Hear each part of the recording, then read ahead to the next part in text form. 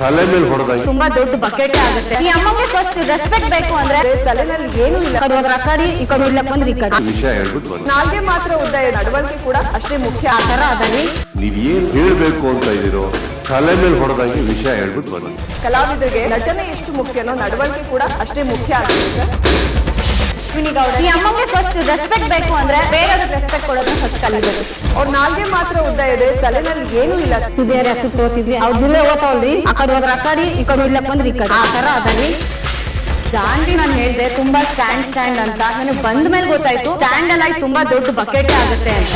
Big boss bucket ಕೊಟ್ಟಿರೋದು bucket ಇಟ್ಕೊಂಡು ಸ್ನಾನ ಮಾಡಿ ಅಂತಪ್ಪ, ಬಕೆಟ್ ಇಟ್ಕೊಂಡು ಜೀವನ ಮಾಡಿ ಅಂತಲ್ಲ. ಚಮಚ ಬೇಕು ಅಂತ ಕೇಳಿದ್ರೆ ಅಮ್ಮಂಗ ಅದ್ ಹೆಂಗಾಗುತ್ತೆ ಅಂದ್ರೆ ಧ್ರುವನ್ ಯಾರೋ ಚಮಚ ಅನ್ಬಿಟ್ರು. ಇಲ್ಲಿ ರಾತ್ರಿ 9 ಗಂಟೆಗೆ ತಲೆ ಮೇಲೆ ಹೊಡೆದಂಗೆ ತುಂಬಾ ದೊಡ್ಡ ಬಕೆಟ್ ಆಗುತ್ತೆ. ಈ ಅಮ್ಮಂಗೆ ಫಸ್ಟ್ ರೆಸ್ಪೆಕ್ಟ್ ಬೇಕು ಅಂದ್ರೆ ತಲೆನಲ್ಲಿ ಏನು ಇಲ್ಲ. ಈ ಕಡೆ ಹೋದ್ರ ಆ ಕಡೆ, ಈ ಕಡೆ ಇಲ್ಲ ಬಂದ್ರೆ ಈ ಕಡೆ ವಿಷಯ ಹೇಳ್ಬಿಟ್ಟು ಬಂದ. ನಾಲ್ಗೆ ಮಾತ್ರ ಉದ್ದ ಇದೆ.